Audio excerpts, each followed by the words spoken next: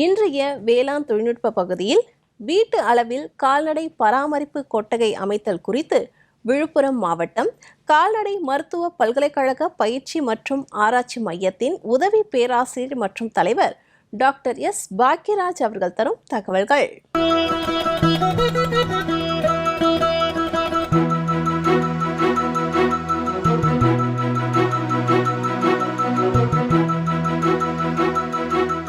நம்ம இருக்கிற இடம் விழுப்புரம் மாவட்டத்தில் இருக்கக்கூடிய கால்நடை மருத்துவ பல்கலைக்கழக பயிற்சி மற்றும் ஆராய்ச்சி மையம். அதனுடைய மையத்தினுடைய வெளியில் நம்ம மாதிரி ஷெட், அதாவது கால்நடை வளர்க்குறதுக்கு தேவையான மாடல் ஷெட்டு நம்ம இங்கே வச்சுருக்குறோம். பயிற்சிக்கு வரவங்களுக்காக பயிற்சி கொடுக்கறதுக்காக வச்சுருக்குறோம். இப்போ நம்ம அதாவது கொட்டில் முறையில் ஆடு வளர்க்குறோம், பரன்மேல் ஆடு வளர்க்குறோம் அப்படின்னு சொல்கிறோம் இல்லைங்களா. அந்த மாதிரி நம்ம பரன்மேல் ஆடு வளர்க்கக்கூடிய ஒரு மாடல் ஷெட்டை நம்ம பார்த்துக்கிட்டு இருக்கோம். இது ஒரு மாதிரி வடிவம் அப்படிங்கிறதுனால ஒரு சின்ன அளவில் தான் இருக்கும். இதனுடைய அளவு நம்ம எப்படி முடிவு பண்ணுறது அப்படின்னா, ஒரு கால்நடைகளுக்கும் நம்ம ஷெட்டு போடும்பொழுது அதுக்கான அளவு நமக்கு தெரிஞ்சிக்க வேண்டிய அவசியம்.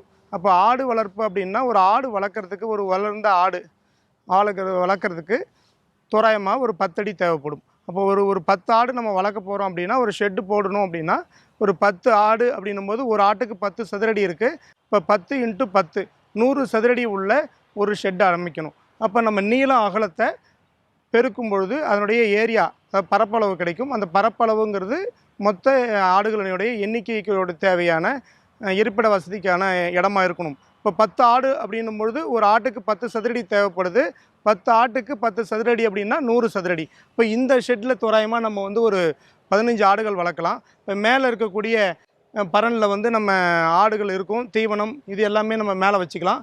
அதுக்கு பின்பக்கமாக இருக்கக்கூடியது அது வெளியில் இறங்கி விளையாடுறதுக்கான ஒரு இடமா நம்ம வச்சுருக்குறோம். இப்போ இது ஒரு பரன்மேல் முறையில், கொட்டில் முறையில் ஆடு வளர்க்கணும் அப்படின்னா அதுக்கான ஒரு மாடல் ஷெட்டு. இது எல்லாமே நம்ம இப்போ இன்றைக்கி இருக்கிற வசதி வாய்ப்புகளில் ஒரு 4 நாள் 5 நாளில் ஒரு ஷெட்டை நம்ம வடிவமைச்சிட முடியும். ஏன்னா மேலே ஒரு ஷீட்டு, அதுக்கப்புறம் இந்த L angle pipe, steel rods, iron rod, அதுக்கப்புறம் இந்த பிளாஸ்டிக் மேட் இருக்குது. இது உங்களுக்கு எல்லா இடத்துலையும் இப்போ நான் ஆன்லைனில் கிடைக்குது. ப்ரைவேட் கம்பெனிஸில் நம்ம டெலிவரி பண்ணுறாங்க. ஒரு சதுரடி ஒரு 140 ரூபாயிலேருந்து 160 ரூபா வரைக்கும் அந்த குவாலிட்டி பிளாஸ்டிக்குடைய தரத்தை பொறுத்து இந்த மேட்லாம் பண்ணுறாங்க.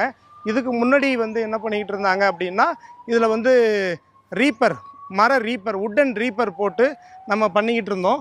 அது இதனுடைய ஆரம்ப கட்டம். ஆனால் அதுக்கு நிறைய செலவாகும். ரெண்டாவது, அந்த ரீப்பரை பயன்படுத்தும் பொழுது நமக்கு அது வளைவு நெளிவுகள் இருக்கும். அப்படின்றதுனால இப்போ நம்ம என்ன மாறி இருக்காங்க அப்படின்னா, அந்த ரீப்பர், மர ரீப்பர், உட்டன் ரீப்பர் பயன்படுத்துறதை நிறுத்திட்டு இப்போ எல்லாம் இந்த பிளாஸ்டிக்கு மாறும்பொழுது இதனுடைய நீடித்த தன்மை, அதாவது ஒரு 10-15 வருஷம் பயன்பாட்டுக்கு உடையதாக இருக்குது. அடிக்கடி செலவு வைக்காது. அதனால் இந்த மாதிரியான மேட் நம்ம ரெகுலராக கிடைக்குது. ஒரு சதுர அடின்றது 140 ரூபாயிலேருந்து 150 ரூபா, 170 ரூபா வரைக்கும் அந்த கம்பெனியை பொறுத்து, பிளாஸ்டிக்குடைய குவாலிட்டியை பொறுத்து இருக்குது. அதுக்கப்புறம் இந்த கீழே இருக்கக்கூடிய இட வசதி நம்ம என்ன இதனுடைய அட்வான்டேஜ் அப்படின்னு சொல்லக்கூடிய நம்மளுடைய பயன்கள் என்ன அப்படின்னா, இந்த கீழே இருக்கக்கூடிய இடம் இருக்கு இல்லையா, ஒரு 3 அடிக்கு நமக்கு ஒரு வெற்றிடம் கிடைக்குது. இந்த வெற்றிடம் எதுக்கு அப்படின்னா, ஆடு மேலே மேயும் பொழுது சிறுநீர் போகும், புழுக்க போகும், அது கீழே போயிடும், மேலே ஆடு நிற்கும். அப்போ இது குறிப்பாக இந்த மாதிரியான பரன்மேல் ஆடு வளர்க்குற முறை கொட்டில் முறை ஆடு வளர்ப்பு அப்படிங்கிறது என்னென்னா, இந்த மழை காலத்துக்கு இது மிகுந்த உகந்ததாக இருக்கும். மழை காலத்தில் அதுவும் குறிப்பாக இது எதுக்காக டிசைன் பண்ணது அப்படின்னா, குட்டிகள் மழை காலத்தில் நோய்வாய்ப்படுறதுக்கான வாய்ப்புகள் அதிகம். அப்போ அந்த நோய்வாய்ப்படுவதை தடுப்பதற்காக இந்த மாதிரி ஒரு முறை அமைச்சிருக்கோம். இந்த மாடல் ஷெட் அமைக்கிறதுக்கு தோராயமாக இன்னைக்கு சந்தை நிலவரப்படி ஒரு சதுர அடிக்கு 700 ரூபா தேவைப்படும். அப்போ 10 ஆடு வளர்க்குறோம், ஒரு 100 சதுரடி இந்த ஷெட்டை நம்ம போடணும் அப்படின்னா 100 சதுரடி × 700 ரூபா, இப்போ 70,000 ரூபா. ஒரு 10 ஆடு வளர்க்கணும் அப்படின்னா இந்த மாதிரி ஒரு மாடல் ஷெட்டு நம்ம அமைக்கிறதுக்கு ஒரு 70,000 ரூபா தேவைப்படும். அப்போ நீங்கள் அதுக்கு தனியாக கால்குலேட் பண்ணிக்கலாம். நம்ம ஒரு 100 ஆடு வளர்க்கணும் அப்படின்னா என்ன பண்ணணும், 7 லட்ச ரூபா இந்த ஷெட்டுக்கு மட்டும் நம்ம பயன்படுத்த வேண்டியதாக இருக்கும். இப்போ 7 லட்ச ரூபா கொடுத்து நம்ம ஷெட்டை நம்மளால் போட முடியும் அப்படின்னா நம்ம போடுறதுனால ஒன்றும் தப்பு இல்லை. என்கிட்ட முதலீடு இல்லை, அவ்வளோ பண்ண முடியாது, நான் ஆடு வாங்குறதுக்கு தான் என்கிட்ட பணம் இருக்குது அப்படின்னா நம்ம சாதாரணமான கிராமங்களில் இருக்கக்கூடிய நல்ல தரை உள்ள ஒரு சாதாரணமான ஷெட்டு போட்டே வளர்க்கலாம். அதனால் எந்த விதமான பிரச்சனையும் இல்லை. மழை காலங்களில் நம்ம கூடுதல் கவனம் எடுத்துக்கணும். ஆட்டுக்குட்டிகளை பராமரிக்கிறதுக்கும் ஆடுகள் வந்து நோய்வாய்ப்படாமல் இருக்கிறதுக்கும் சளி தொந்தரவுகள் அந்த மாதிரி இருக்கும். அந்த மாதிரி நேரத்தில் நம்ம சாதாரண ஷெட்டில் கூடுதல் கவனம் எடுத்துக்கணும். நம்ம இப்போ பார்க்குறது வந்து ஒரு அதே மாதிரியான ஆட்டு கொட்டகை தான். ஆனால் அது ஒரு சின்ன ஷெட். இது குறிப்பாக நம்ம குட்டிகளுக்கு வேணும்னா வடிவமைச்சிக்கலாம். அதில் நம்ம பிளாஸ்டிக் ட்ரே மாதிரி கீழே பின்னாடி பார்த்தோம்னீங்களா, ஆடு நிற்கிற இடம் வந்து இதில் வந்து பழைய மெத்தடில் இருக்கும், ரீப்பரில் இருக்கும் பாருங்கள். இது வந்து ஒரு இந்த ரீப்பருடைய அகலம் அப்படிங்கிறது ஒரு 2 இன்ச்சு அந்த அளவுக்கு இருக்கும். இதில் வந்து கீழே அங்கே பிளாஸ்டிக் ட்ரே மாதிரி இருந்தது, இங்கே கீழே இருக்கிறது வந்து மர ரீப்பர், உட்டன் ரீப்பரு. இந்த ஒரு ரீப்பரும் இன்னொரு ரீப்பருக்கும் இதுக்கு நம்ம பழைய தேவையில்லாத மரத்தில் நம்ம மரப்பட்டறையில் கிடைக்கக்கூடிய மரத்தை பயன்படுத்தலாம். அந்த ஒரு ரீப்பருக்கும் இன்னொரு ரீப்பருக்கும் இடைவெளி இருக்கும். அந்த இடைவெளியில் தான் நம்ம வந்து ஆட்டோடைய புழுக்க சிறுநீர் வந்து கீழே போயிடும். அதே மாதிரி இதுதான் அது வந்து பிளாஸ்டிக்கு, இதில் இருக்கக்கூடிய மர ரீப்பர். இது அளவு வந்து சின்னது. இது தோராயமாக பார்த்தீங்கன்னா ஒரு 6க்கு 6 இருக்கும். ஒரு 30-35 சதுரடி வந்து இது இருக்கும். இப்போ ஒரு குட்டிகளுக்கு அப்படின்னு நம்ம சொல்லும்பொழுது ஒரு 5 அடி ஒரு குட்டிகளுக்கு அப்படின்னு வச்சுக்கிட்டா கூட ஒரு 6 குட்டிகளாக நம்ம இங்கே வந்து பாதுகாப்பாக பகலில் விட்டுட்டு போகலாம். இப்போ இங்கே நீங்கள் பார்க்குறது அப்படிங்கிறது ஆடு தீவனத்துக்கான ட்ரே. இதுதான் முன்னாடி நம்ம சொன்னோம், ஒரு ட்ரம்மு. அது பெரிய சைஸாக, பெரிய ஆடாக இருந்தால் பெரிய சைஸு கட் பண்ணிக்கலாம். இது சின்ன சைஸ் ட்ரம். இது 2ஆக போனீங்கன்னா 2 சைஸாக கிடைக்கும். இதில் நம்ம வந்து தீவனத்தை கட் பண்ணி போட்ட சாப் பண்ணது, அதாவது சாப் கட்டரில் பயன்படுத்தி கட் பண்ண தீவனத்தை போடலாம். அது இல்லாமல் அடர் தீவனத்தையும் நம்ம இதில் போட்டுக்கலாம். நம்ம அப்படியே கட்டி தொங்க விடணும், அது மேயணும், மரத்தில் எட்டி மேயிற மாதிரி மேயணும்னா உள்ளடியே நம்ம உள்பக்கமாக இருக்கக்கூடிய இடத்துல நம்ம வந்து தீவனத்தை கட் பண்ணாமல் அப்படியே வந்து தொங்க விட்டுக்கலாம். இப்போ நம்ம பார்க்குறது அப்படிங்கிறது கோழி வளர்ப்புக்கான ஒரு சின்ன ஷெட்டு. நம்ம வீடுங்களில் இடம் குறைவான வசதி இருக்கும்பொழுது நம்ம கோழி வளர்க்கணும்னு ஆசைப்பட்றோம்.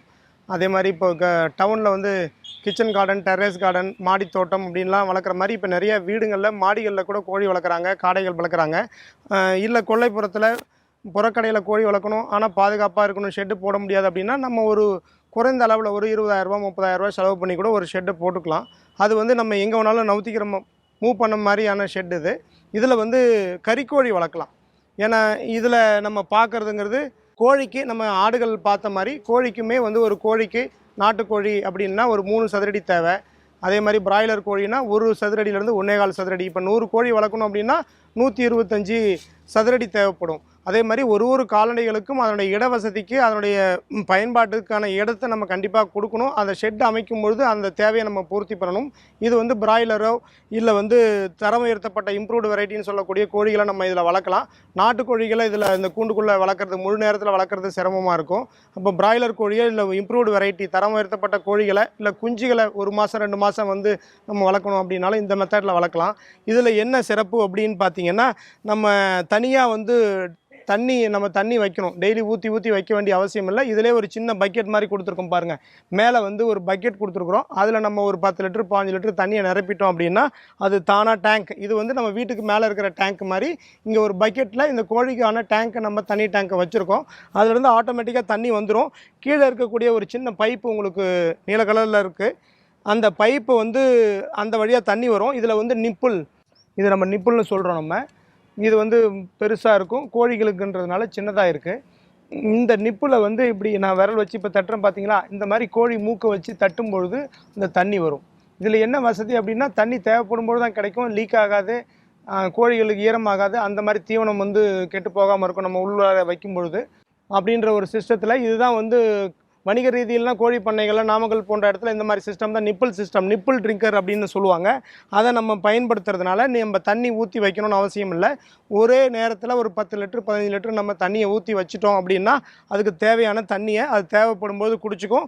உள்ளார தீவனத்தை நம்ம கோழி தீவனத்தை ஒரு தட்டில் நம்ம உள்ளார வச்சிடலாம். அதனால் இதில் வந்து பராமரிப்பு அப்படிங்கிறது எளிது, பாதுகாப்புங்கிறது சிறப்பாக இருக்கும். இதில் இப்போ இந்த தோராயமாக இந்த கூண்டினுடைய அளவு பார்த்திங்கன்னா 2 அடி அகலம் இருக்கும், 5 அடி நீளம் இருக்கும். அப்போ 5x2 அப்படிங்கும்போது 10 சதுரடி இருக்குது. இப்போ நம்ம ஏற்கனவே என்ன சொன்னோம், ஒரு நாட்டுக்கோழி வளர்க்கணும் அப்படின்னா அதுக்கு 3 அடி சதுரடி தேவைப்படும். இந்த கூண்டுகளில் நாட்டுக்கோழி வளர்க்குறது கொஞ்சம் சிரமமாக இருக்கும்.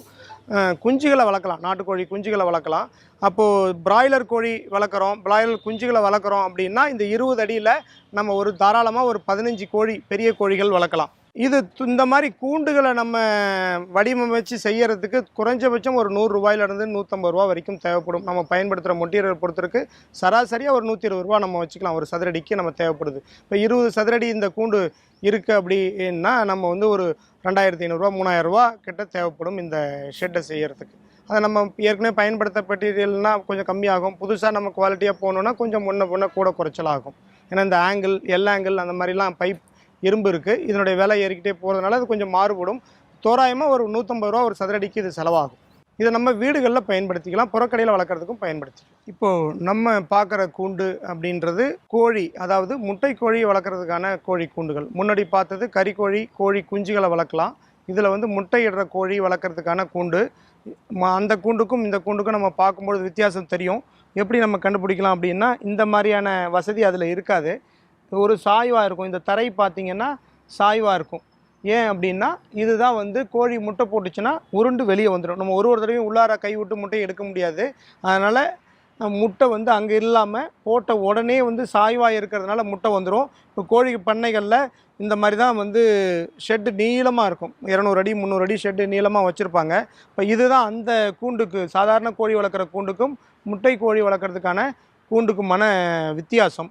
இந்த மேலே இருக்கக்கூடிய ஒரு வெள்ளை கலரில் நம்ம இந்த ட்ரே மாதிரி பார்க்குறோம் இல்லையா, இந்த ட்ரே வந்து கோழி வந்து தீவனம், இதில் தான் நம்ம தீவனம் போடுவோம். இது வந்து இந்த கேப் இருக்கும். இப்போ ஒரு கோழியும் தலையை உள்ளார இருந்து வெளியே விட்டு தீவனம் கொத்தி இதை நிரப்பும் பொழுது தீவனத்தை கொத்தி சாப்பிட்டுக்கும். அப்போது மேலே வந்து தீவனம் வச்சுருக்குறோம். கீழே இருக்கிற வசதிகள் வந்து இது வந்து முட்டை உருண்டு வந்து கீழே விழாமல் இருக்கிறதுக்காக இதை வளைச்சி வச்சுருக்காங்க. அப்போ முட்டையை நம்ம வெளியிலேருந்தே எடுத்துக்குவாங்க வேலை செய்கிறவங்க, பண்ணையில் வேலை செய்கிறவங்க. இதை நம்ம ஒரு 5 கோழி 10 கோழி நம்ம வளர்க்குறோம் அப்படின்னா இந்த மாதிரி கூண்டுகளை நம்ம வீட்டிலே வந்து டிசைன் பண்ணி செஞ்சு வளர்த்துக்கலாம். ஒரு 5 கோழி 6 கோழி வளர்க்கும் பொழுது வெயிட்லக்கான் கோழியாக இருந்ததுன்னா அது டெய்லியே முட்டை போடும். 10 கோழி வளர்த்தோம் அப்படின்னா அதில் கண்டிப்பாக தினமும் ஒரு 5 கோழி 4 கோழி முட்டையிடும். அப்போ ஒரு குடும்பத்தில் வந்து ஒரு 4 பேர் 5 பேர் இருக்கணும். தினமும் நமக்கு தேவையான முட்டைகளை நம்மளே உற்பத்தி பண்ணுற மாதிரியான ஒரு வடிவமைப்பு தான் இது. அதனால் விருப்பம் இருக்கவங்க நம்ம இந்த மாதிரி ஒரு 5 கோழி 10 கோழி முட்டை கோழி வளர்க்குறதுக்கான ஒரு கூண்டுகளை ரெடி பண்ணிவிட்டு இந்த மேலே இருக்கிற ஷீட் போகிறதுனால மழையோ வெயிலோ எதுவுமே வந்து பாதிக்காத அளவுக்கு இருக்கும். நம்ம பின்னாடி வெளியே இடத்துலையோ இல்லை மேலேயோ மாடியிலையோ நம்ம வந்து தொந்தரவு இல்லைன்னா இதை நம்ம பயன்பாட்டுக்கு வீட்டு உபயோகத்துக்கு கூட இதை பயன்படுத்தலாம். நம்ம இந்த கூண்டு முயல் வளர்ப்புக்கான கூண்டு நம்ம பார்க்குறது. இப்போ அந்த கூண்டுக்கும் இதுக்கும் வித்தியாசம் இருக்கும். இதில் வந்து நம்ம என்ன பண்ணுவோம், அடர் தீவனம் கொடுப்போம். ஸோ அது தேவைப்படும் பொழுது இதில் இருக்கக்கூடிய அடர் தீவனத்தை சாப்பிட்டுக்கும். அதுக்கப்புறம் பசுந்தீவனம் நம்ம உள்ளார போட்டுக்கலாம். இந்த டியூப் மாதிரி தெரியறது தண்ணி போகிறது. இதுலேயும் அதே மாதிரி நிப்பிள் சிஸ்டம் தான் இருக்குது. நம்ம அதுக்கு கோழிக்கு பைப்பில் நிப்பிள் வர மாதிரி இதுவும் நிப்பிள் சிஸ்டம் தான். இந்த நிப்பிளில் வந்து உள்ளார ஃபிட் பண்ணி வைக்கும் பொழுது அது தேவைப்படும் பொழுது தண்ணியை குடிச்சிக்கும். இப்போ இது எல்லாமே வந்து இந்த 3 வகையான கூண்டுமே நம்ம வந்து குறுகிய இடம் இருக்கிற இடத்துல கூட நம்ம வந்து ஒரு 10 முயல் வளர்க்கலாம், ஒரு 10 முட்டையிடுற கோழி வளர்க்கலாம், கறிக்கோழிகள் கூட நம்ம வளர்த்துக்கலாம். இதுக்கு இட வசதி தேவைன்றதில்லை. இது கூண்டு முறையில் இது வளர்க்கக்கூடிய ஒரு சிஸ்டத்தை நம்ம பார்த்துருக்கோம் 3. இப்போ இந்த எனக்கு இடது பக்கமாக இருக்கிறது பார்த்திங்கன்னா ஒரு சின்ன தள்ளு வண்டி தான். இது நம்ம பல்கலைக்கழகத்தில் ஒரு கண்டுபிடிப்புக்கான மையம் இருக்குது, அதில் அவங்க அதை டிசைன் பண்ணது. இப்போ நம்ம வந்து பண்ணை வச்சுருக்குறோம், ஒரு மோட்டார் வண்டி பயன்படுத்துகிறாங்க ஒரு கழிவுகளை எடுத்துகிட்டு போகிறதுக்கு இல்லை எருவு எடுத்துகிட்டு போகிறதுக்கு அப்படின்ற அதுக்கு தேவைப்படுற மாதிரி ஒரு சின்ன அளவில் கை வண்டி தள்ளு வண்டி தான் இது. இதை வந்து ஒரு ட்ரம்மை வந்து நம்ம கிடைக்கக்கூடிய ட்ரம் இருக்குதுங்களா, பிளாஸ்டிக்கு தண்ணி ஊற்றி வைக்கிற ட்ரம், அதை நம்ம வந்து தேவையான அளவுக்கு கட் பண்ணிவிட்டு இதை வந்து இரும்பு பட்டை கொடுத்து ஃபேப்ரிகேட் பண்ணது தான் இது. இதை வந்து நம்ம தள்ளுவண்டி பயன்படுத்தும் போது தூக்கிட்டு போகிறதுக்கான அவசியம் இல்லை. பண்ணை கழிவுகளை சாணம் போடுறதோ இல்லை மற்ற வேறு ஏதாவது ஒரு வெயிட் உள்ள பொருளை நம்மளால் தூக்கிட்டு போக முடியல அப்படின்னா பண்ணைக்குள்ளே பயன்படுத்திக்கிறதுக்கான ஒரு சின்ன தள்ளுவண்டி. இதை வந்து எதுக்கு வேணாலும் நம்ம பயன்படுத்திக்கலாம். கழிவுகளை தான் எடுத்துகிட்டு போகணும்னு இல்லை, நம்மளால் தூக்கிட்டு போக முடியாத பொருளை வச்சு தள்ளி எடுத்துகிட்டு போகிறதுக்கான ஒரு சின்ன கண்டுபிடிப்பு தான் நம்ம பல்கலைக்கழகத்தில் இருந்து கண்டுபிடிச்சது. இப்போ நம்ம பார்த்துக்கிட்டு இருக்கிற ஷெட்டு வந்து கறவை மாடு கொட்டகை. இது வந்து கொஞ்சம் ரொம்ப சிம்பிளாக தான் இருக்கும். நம்ம அதிக செலவு பண்ண தேவையில்லை. அப்போ நம்ம எத்தனை மாடு வளர்க்க போகிறோம் அப்படின்றத முடிவு பொறுத்துக்கிட்டு தான் நம்ம ஷெட்டை எவ்வளோ நீள அகலத்துக்கு போடலாம் அப்படின்றத முடிவு பண்ண முடியும். அப்போ நம்ம வந்து ஒரு 5 மாடு வளர்க்குறோம் அப்படின்னா ஒரு மாட்டுக்கு தேவையான சதுரடி அப்படின்னும் பொழுது 60 சதுரடி. இப்போ பசு மாடு கறவை மாடு அப்படின்னா ஒரு 60 சதுரடி தேவைப்படும். இதுவே ஒரு காளை மாடு பெருசாக இருக்குது அப்படின்னா அதுக்கு வந்து 120 சதுரடி தேவைப்படும். அப்போ ஒரு ஒரு மாட்டுக்கும் ஒரு ஒரு கால்நடைகளுக்கும் அதனுடைய உருவத்துக்கு ஏற்ற மாதிரி தான் நம்மளுடைய சதுர அடியை அதுக்கான இருப்பிடத்தை நம்ம தேர்ந்தெடுக்க முடியும். அதை பொதுவாக எப்படி சொல்லலாம் அப்படின்னா, ஒரு மாட்டோடைய நீளம் அகலத்தை 1.5 மடங்கு அதிகமாக அந்த இடைவெளியை நம்ம கொடுக்கணும். இப்போ ஒரு 5 அடி இருக்குது ஒரு மாடு அப்படின்னு ஒரு எடுத்துக்காட்டு வச்சுக்கிட்டோமோ அப்படின்னா, அதுக்கு வந்து ஒரு 7.5 அடி நீளம் கொடுக்கணும். அகலம் வந்து ஒரு 3 அடி இருக்கா, அப்போ ஒரு 4.5 அடி அகலம் கொடுக்கணும் அப்படிங்கிறது தான் அதனுடைய அடிப்படை விதி. அதாவது அந்த விலங்குடைய நீள அகலத்தில் 1.5 மடங்கு நம்ம அது வாழ்விடத்துக்கான இருப்பிடத்துக்கு நம்ம இடத்த தேர்வு செய்யணும். அப்போ ஒரு கறவை மாடு அப்படின்னு பார்க்கும்பொழுது அதுக்கு தேவையான கொட்டைக்கு தேவையான சதுர அடி அப்படின்னா 60 சதுர அடி. அப்போ 5 மாடு வளர்க்கணும் அப்படின்னா நமக்கு 300 சதுரடியை தேவைப்படும். இப்போ ஒரு மாட்டுக்கு நம்ம எவ்வளோ ஒதுக்கலாம் அப்படின்னு பார்க்கும்பொழுது நீளம் வந்து ஒரு 15 சதுரடி கண்டிப்பாக இருக்கணும். அதாவது நீளம் அப்படின்னா எனக்கு இடது பக்கத்துலேருந்து எனக்கு வலது பக்கம் வரைக்கும் இந்த நீளம் அப்படிங்கிறது உங்களுக்கு பார்க்கும்பொழுது இது அகலமாக தெரியலாம். இதை வந்து நம்ம நீள் வாட்டத்தை எடுத்துக்கிட்டோம் அப்படின்னா 15 சதுரடி. மாடு இந்த பக்கம் நிற்குது இல்லையா, அதனால் இதை நீளமாக எடுத்துக்கிறோம். மாடு இப்படி ஒன்று பக்கத்தில் ஒன்று கட்டும்பொழுது இது அகலமாக வரும். இதனுடைய அகலம் அப்படிங்கிறத நம்ம 4லேருந்து 5 சதுரடி ஒரு மாட்டுக்கு எடுத்துக்கலாம். இது கொட்டகை அப்படிங்கிறது வெயில்லையும் மழையிலையும் மற்ற நேரத்தில் ஒரு இந்த கால்நடைகளை பாதுகாக்கக்கூடிய இடமே தவிர மற்ற எந்த சிறப்புகளும் பெருசாக நம்ம அதுக்கு அந்த ஷெட்டுடைய முக்கியத்துவம் இல்லை அப்படிங்கிறத புரிஞ்சுக்கணும் நம்ம. அப்போ இந்த 2 அடி அப்படிங்கிறது தீவனத்துக்கும் தண்ணி தொட்டிக்குமான அளவு. இந்த நிற்கிறோம் இல்லையா, இப்போ நம்ம நிற்கிற இடம் தான் வந்து மாடு நிற்கிறதுனுடைய நீளம். இது வந்து தோராயமாக நம்ம வந்து ஒரு 6லேருந்து 8 அடி கொடுத்துக்கலாம். அப்போ இங்கே நீங்கள் ஒரு 8 அடி கொடுக்குறோம். மாடு வந்து எவ்வளோ நீளம் அகலம், மாடு சின்ன குட்டை மாடு இருக்குது, நீளமான மாடு இருக்குது. இதை வந்து நம்ம சொல்கிறதுங்கிறது ஒரு தோராயமான அளவீடு தானே தவிர 60 சதுரடிங்கிறது இப்போ காளை மாட்டுக்கு சொன்ன மாதிரி 120 அடி அளவுக்கு கூட அதிகமாகும். அதை பொறுத்து மாறுபடும். அப்போ நம்ம இங்கே ஒரு 8 அடி நீளம் கொடுக்குறோம். இந்த தீவன தொட்டிக்கு ஒரு 2 அடி கொடுக்குறோம், 10 அடி ஆச்சு. இங்கே வெளியில் ஒரு 2 அடி கொடுக்குறோம், 12 அடி. அப்புறம் மாடு நிற்க பின்பக்கம் இருக்குது இல்லையா, இங்கே ஒரு பள்ளம் மாதிரி தெரியுது பாருங்கள். இது வந்து என்னத்துக்கு அப்படின்னா, நம்ம வந்து கழிவுகள் மாடு சிறுநீர் போவோம், சாணம் போடும், நம்ம சாணத்தை அள்ளிட்டு சிறுநீர் மற்றதெல்லாம் கழுவி விடும்போது இது ஒரு ட்ரைனேஜ் சிஸ்டம் மாதிரி இருக்கும். இப்போ இதுக்கு நம்ம ஒரு அடி கொடுக்க மாதிரி இருக்கும். அதுக்கப்புறம் பின்பக்கமாக வர்றதுக்கான இப்போ இது வந்து ஒரு ரோ, அதாவது 2 வரிசை முறை, ஒரு வரிசை முறை கூட வச்சுக்கலாம். இப்போ இந்த பக்கம் ஒரு மாட்டை ஒரு வரிசை மாதிரி பயன்படுத்திக்கலாம். அதே மாதிரி இந்த பக்கம் நீங்கள் வச்சுருந்தீங்கன்னா இந்த ஒரு வரிசையும் பயன்படுத்திக்கலாம். அப்போ இந்த பக்கம் மாட்டுடைய பின்பக்கம் எப்படி இருக்கும், இந்த மாட்டுடைய பின்பக்கம் இருக்கும். இப்போ நடுவில் நம்ம பால் கறக்க வர்றது, இதை கழுவி விடுறது, அப்போ இதுக்கு தேவையான ஒரு 2 அடி கொடுக்கலாம். இப்போ ஒரு 10 மாடு வச்சுருக்குறோம் அப்படின்னா 600 சதுரடிக்கு ஷெட்டு போடணும். 600 சதுரடிக்கு ஷெட்டு போடணும் அப்படின்னா 15 சதுரடிங்கிறது கட்டாயமாக கொடுக்க வேண்டியது அகலம். அப்போ மீதி இருக்கக்கூடிய நீளத்தை நம்ம 40 அடி நீளம் வச்சுக்கலாம். அப்போ 600 அடி 10 மாடு வளர்க்கணும் அப்படின்னா 600 சதுரடி தேவைப்படுது. அதுக்கு வந்து அகலம் வந்து 15 அடி, நீளம் வந்து ஒரு 40 அடி.